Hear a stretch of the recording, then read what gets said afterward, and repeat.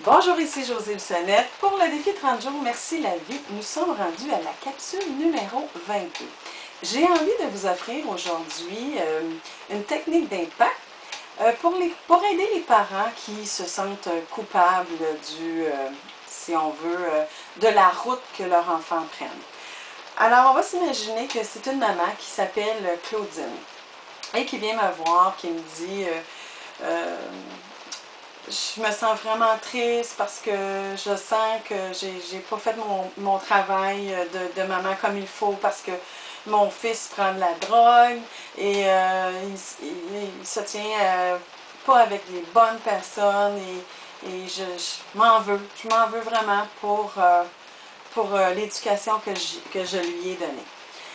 Alors, je lui demande, Claudine, on va commencer du début de ton rôle de maman. On va aller voir ce qui s'est passé.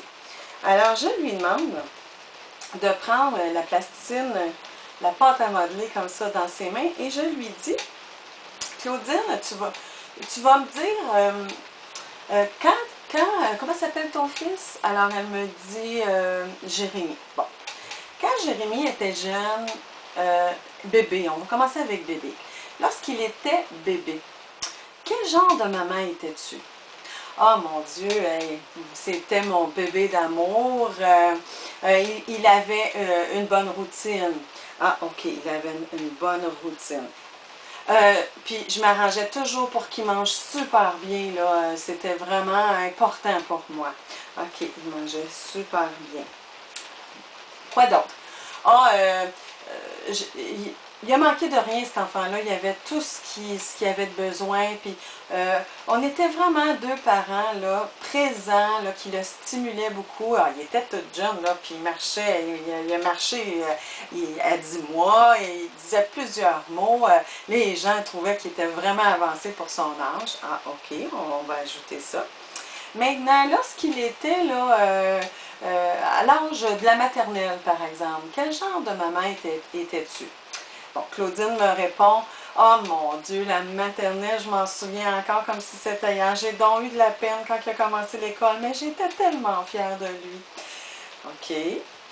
Je faisais, lorsqu'il était là en première, deuxième, troisième année, là, au primaire, j'étais là tellement pour faire ses devoirs, puis je l'encourageais, puis j'étais vraiment présente comme maman.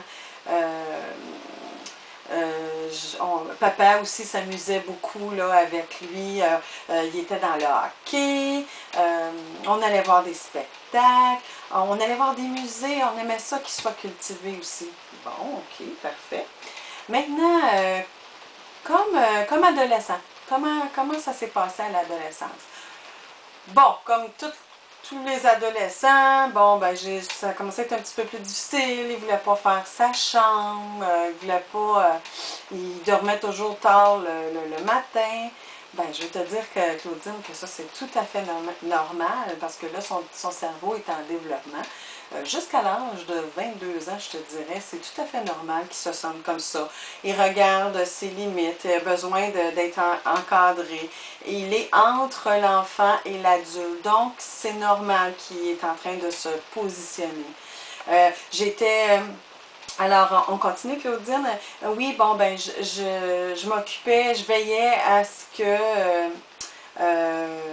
bon, il rentre à des heures raisonnables. J'allais voir, il faisait des spectacles aussi, j'allais voir à ses spectacles.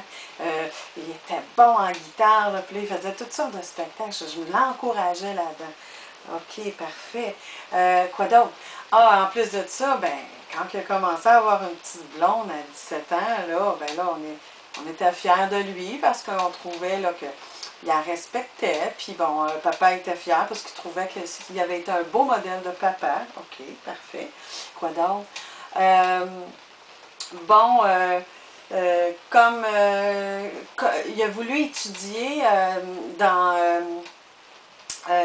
les arts, justement, pour devenir professeur de guitare ou professeur au secondaire.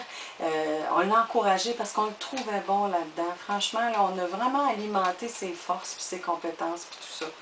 Bon, OK, parfait. Et maintenant, qu'est-ce qui se passe, Claudine? Eh bien, aujourd'hui, on ne sait pas pourquoi. Qu'est-ce qui s'est passé? Il a 25 ans. Puis, il y a 2 ans, il a commencé à prendre de la drogue, à se tenir avec une mauvaise gang. Bon, c'est certain qu'on n'est pas fiers de ça. Puis, on continue quand même à essayer de l'encourager pour lui dire qu'il vaut mieux que ça et tout ça. Ça nous fait vraiment de la peine et on se demande qu'est-ce qu'on a fait de pas correct.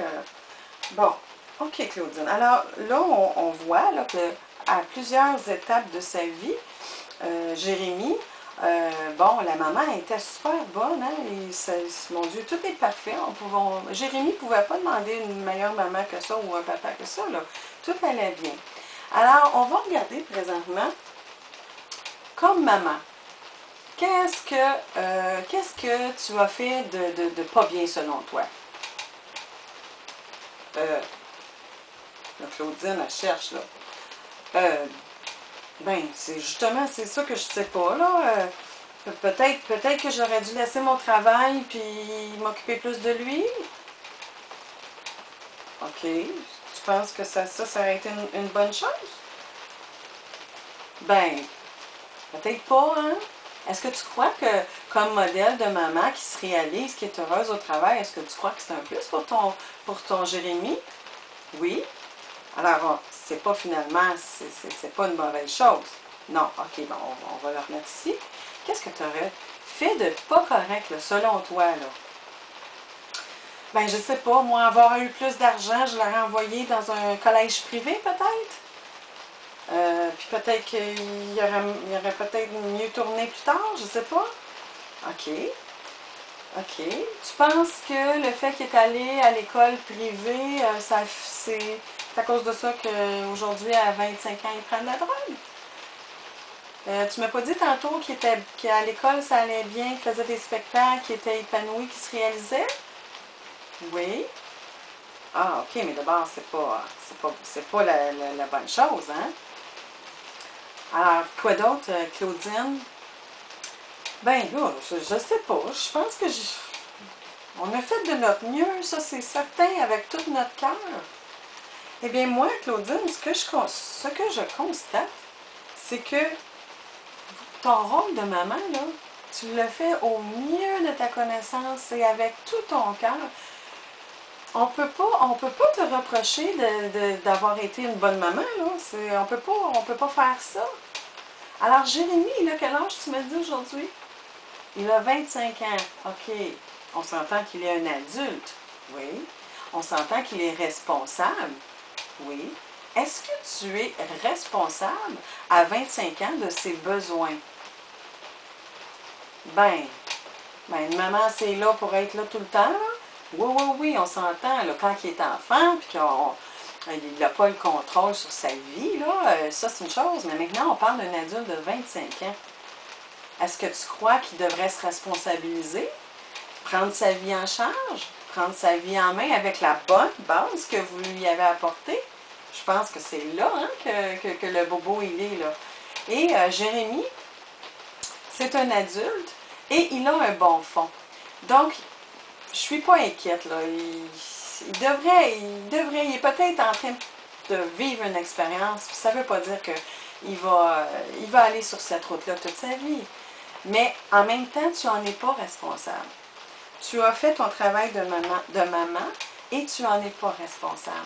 Donc, il faut que tu t'enlèves toute cette culpabilité-là et il faut au contraire que tu te dises, moi j'ai fait le mieux pour mon enfant, j'étais là, j'étais présente, je l'ai toujours aimé, je l'aime encore toujours, alors c'est à lui maintenant de se prendre en charge.